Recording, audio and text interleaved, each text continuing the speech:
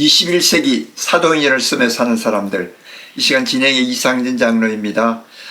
오늘 지금 현재 일본에 현지에 와서 선교사님 42년간 일본 선교를 하고 계시는 조영상 선교사님을 모셨습니다.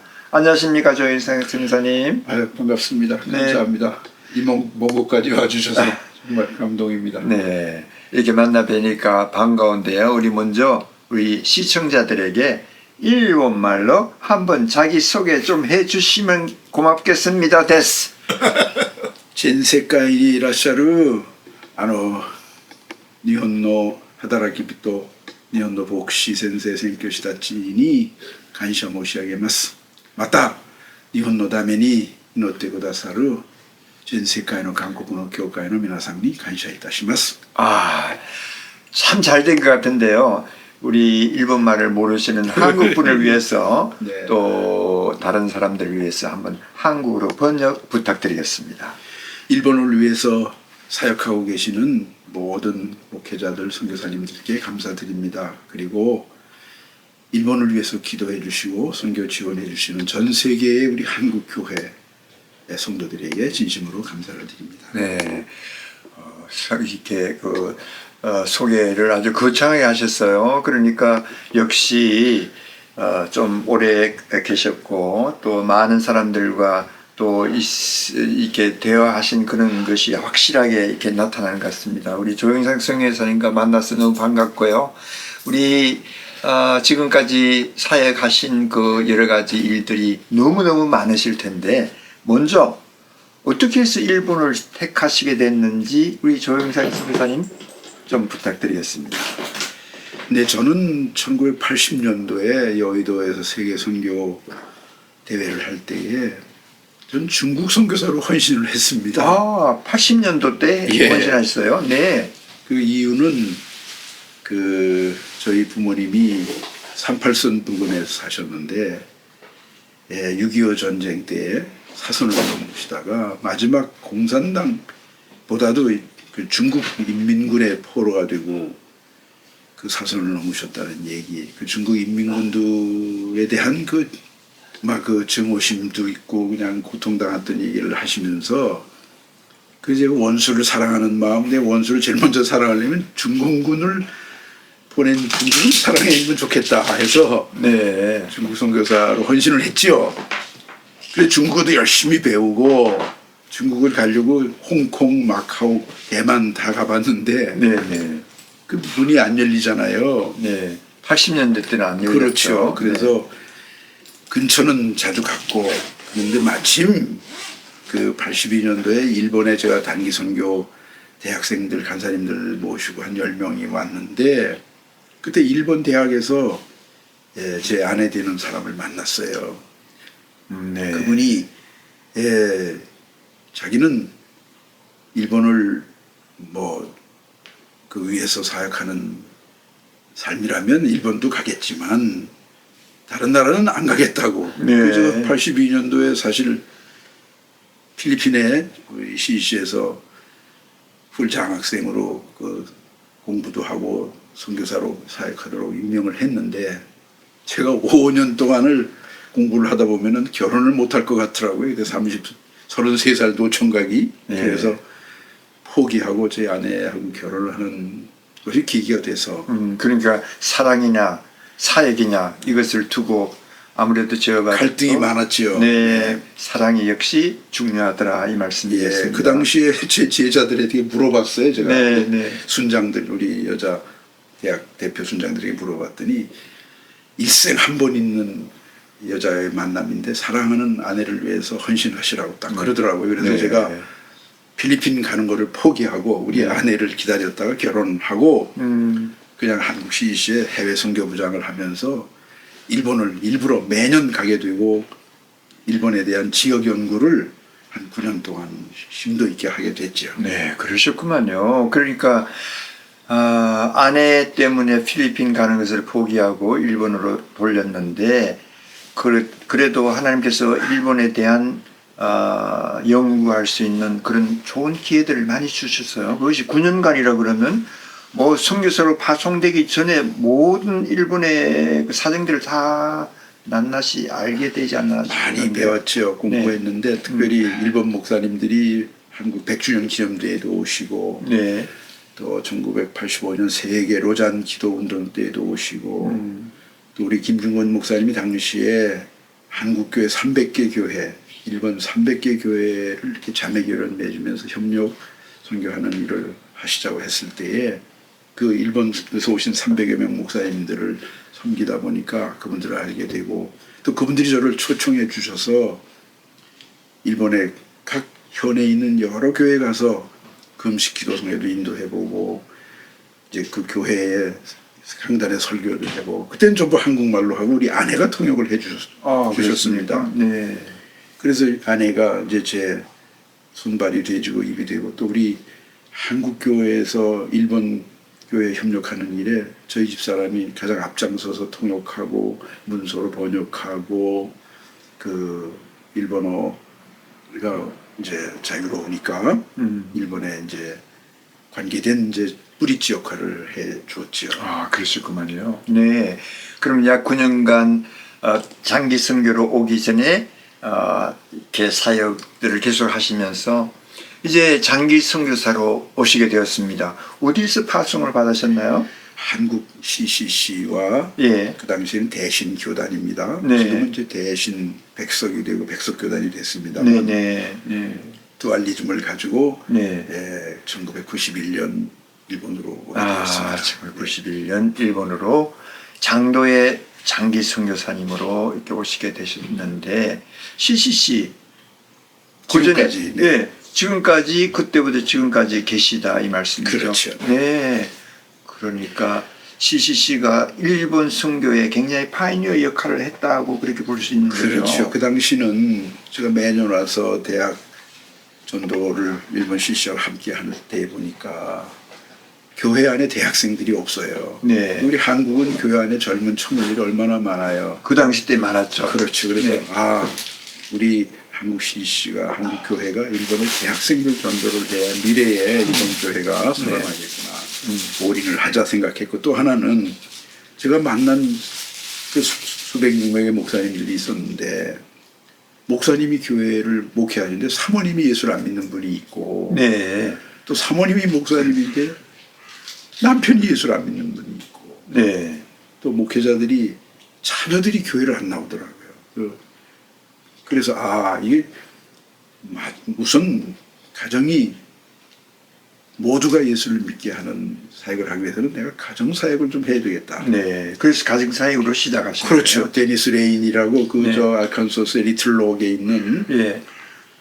그 데니스 레인이 훈련을 가서 받고 제가 일본 제1호 네. 인터내셔널 스피커가 돼서 일본 목회자 부부들 또 일본 장로 부부들 성도들 부부들 믿는 사람 30커플 40커플 모아서 이제 훈련시키고 가정이 다 복음화되는 그 운동을 한 5년 동안 책임을 맡아서 또 했죠. 네, 그렇습니까?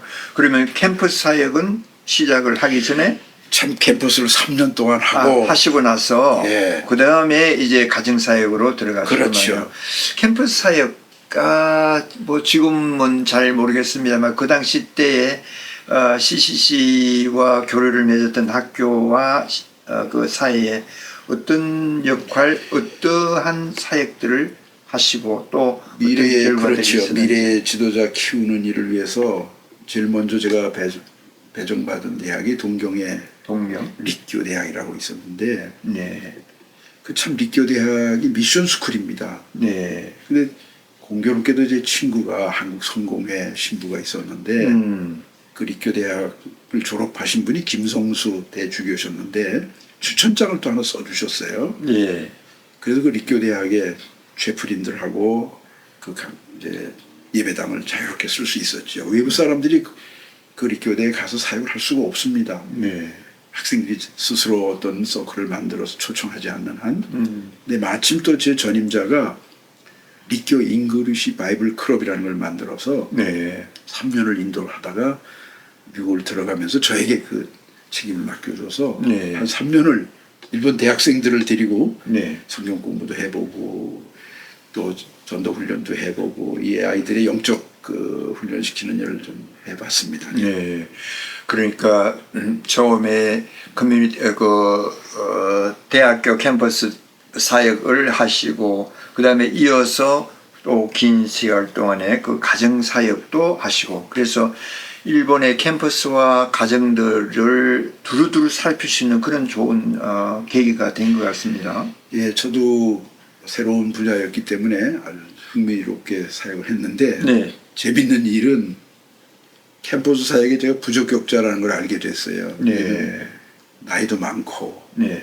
이 젊은 아이들이 밤문화예요. 10시, 11시까지 생활을 하는데 그걸 따라다니면서 애들하고 놀아주는 일이 쉽지가 않더라고요. 네. 그래서 이제 1차 안식년을 보내고 저희 1번 지도력에서 저를 이제 가정사역을 맡겨줬는데 그것도 참 재밌었어요. 그런데 우리 아내가 당신은 가정사역할 자격이 아직은 없다. 왜? 왜냐면은 없다고 했습니까? 내가 좀 부족한 남편이다 이거. 사역에만 열심을 내고 네. 일 중심이고 목표 중심이고 그 자녀 중심은 아니었고 그렇죠. 가정 중심은 아니었는데 그래도 나는 열심히 예. 아내를 섬긴다고 했고 했는데 아내는 두 자녀를 잘 키운다고 했는데 네, 예. 당신은 가정사역할 자격이 아직 없으니까 나이 들어서 성숙한 뒤에 하자. 그래서 제가 고민하고 있는 사이에 또 안식년을 보내면서 제가 이제 1년을 쉬고 돌아왔더니 일본 CC 우리 리더십에서 저를 조 목사님은 대인관계가 좋으니까 네. 일본 교회와 일본 CC가 연합해서 사역하는 운동의 책임자가 되야 된다 그래서 커뮤니티 이제 대표가 됐죠. 네, 커뮤니티 대표로 사역하시게 됐고. 그건 더 바쁘더라고요. 모든 그렇게 회의를 같은 교회와 참석해야 되고. 그렇죠. 교회와 또 한국 교회 CCC, 그렇죠. 한국 CCC 을 모든 것을 하나의 레이전 역할을 하면서 해야 되니까 더 바쁘겠죠. 제가 거기서 많이 배웠어요. 뭐냐면 목사님 그런 것을 좋아하실 타입 같은데 맞습니까? 말씀 사교성이 좀 있었던 것 같아요. 네. 그리고 그 재미있었던 그 예. 커뮤니티 사역들에 대해서 좀 말씀을 해주십시오. 우선 그 당시 일본의 중요 교단이 한 60개 교단 되는데 네.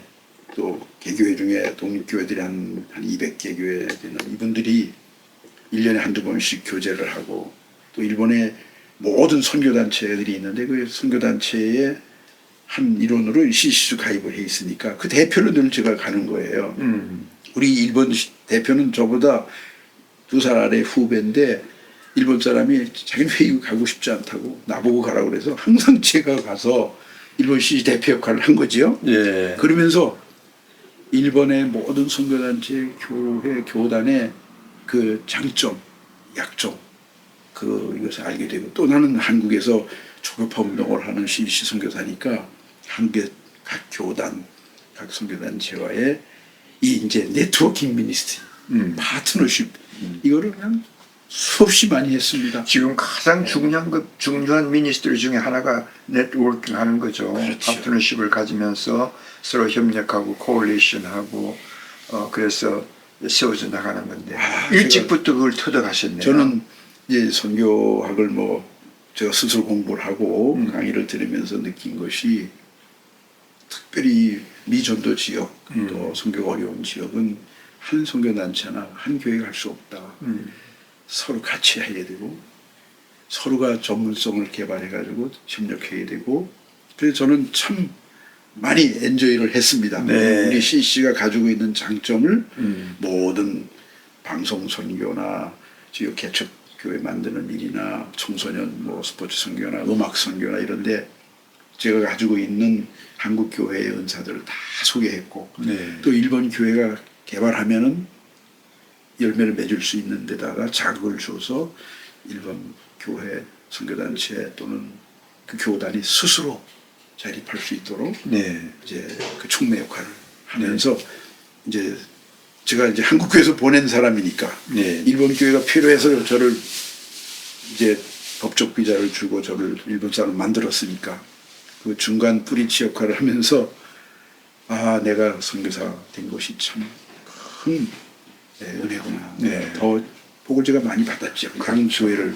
알게 되고 협력하면서 파트너십, 네트워킹에 대한 아주 모든 분들이 저한테 그래요. 조 목사님 어떻게 그렇게 네트워크가 좋냐고. 그게 제 은사였던 것 같아요. 네. 그러니까 하나님께서 캠퍼스 사역을 통해서 가정 사역을 통해서 많이 이렇게 다져진 데다가 일본의 그 커뮤니티 사역을 통해서 또 다져지게 되는데 그렇죠. 자 그러면 커뮤니티 사역을 하시면서 여러 가지 재밌는 일 또 네.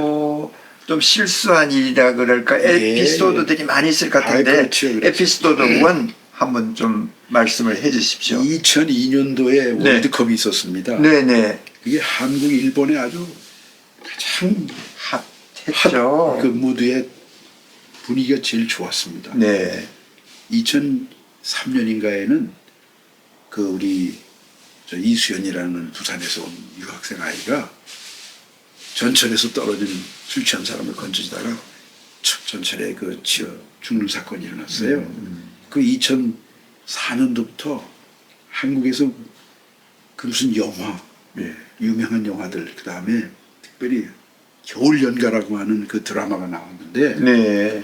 이게 아주 선풍적인 인기가 있었습니다. 그렇죠. 예. 모든 사람들이 다 배용준이 최지우에 홀딱 반해 있는 거예요. 그렇죠. 난 뭔지 모르죠. 일본 배우고 나는 일본 접촉하는데 나보고 그걸 보라고. 쫙 봤더니 내 고향 춘천이 춘천이 거기 백그라운드예요. 예, 로켓지. 그게가 제가 기억하게 하기로는 참. 무슨 섬입니까? 남이섬. 남이섬. 남이섬. 예.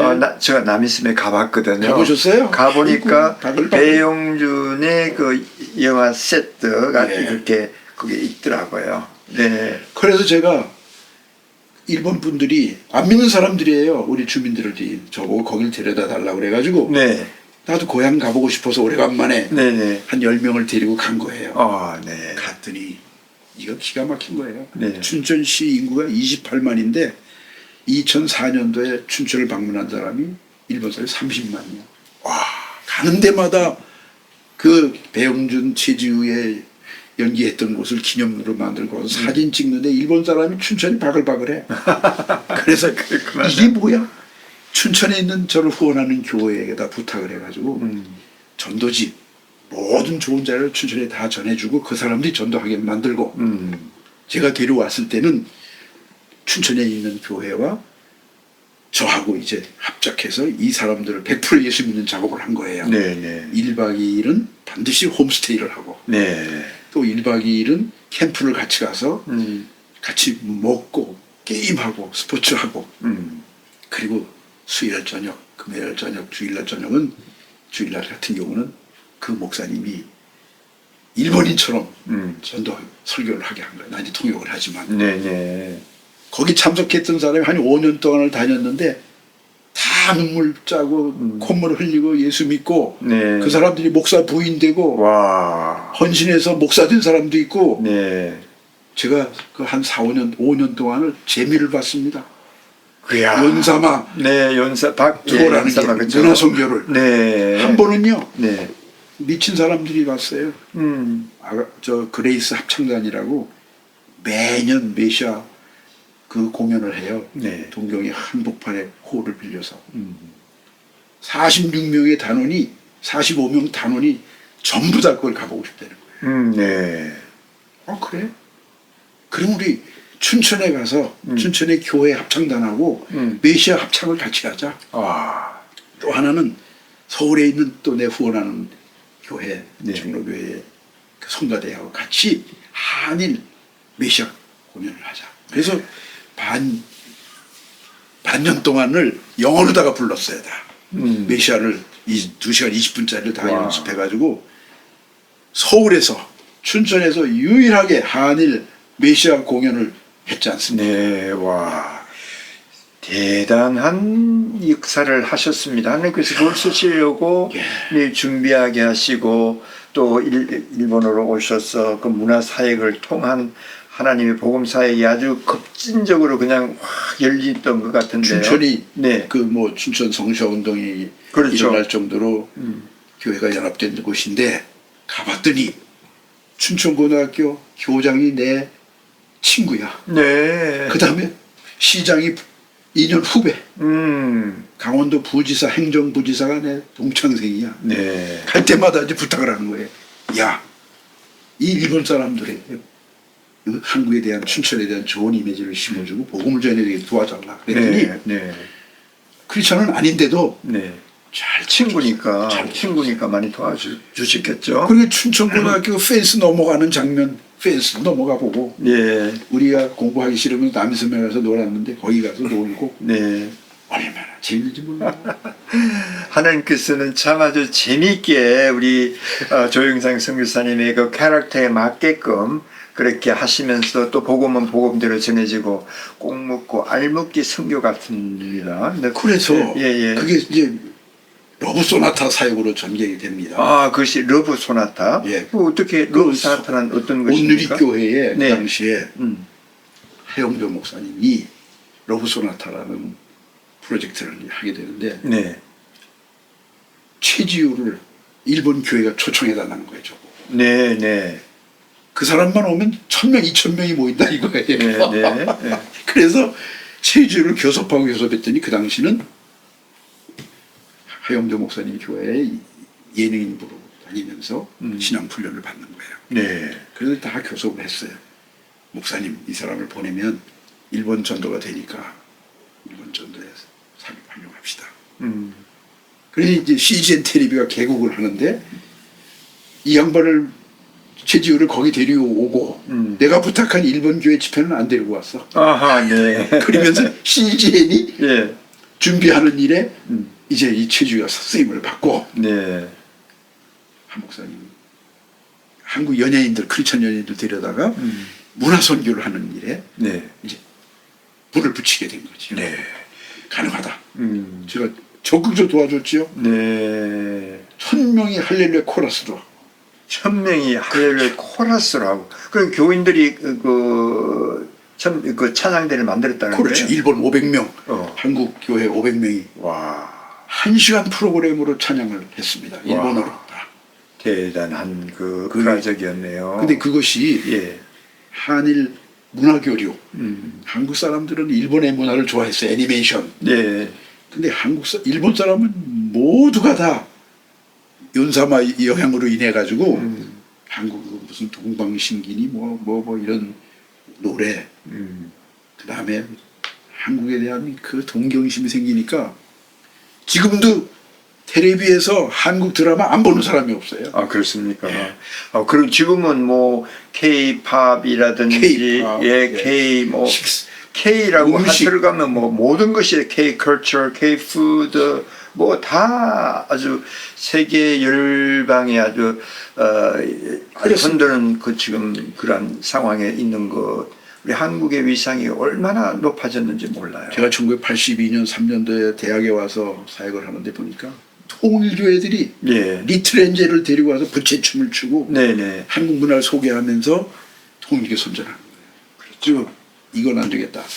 그래서 우리 한국에서 단기성교 팀은 무조건 태권도 보여주고 부채춤 있잖아요. 그거 보여주고 비빔밥 먹이고 김밥 먹이고 한국 문화를 알리기 시작했는데 네. 이게 대박이 납니다.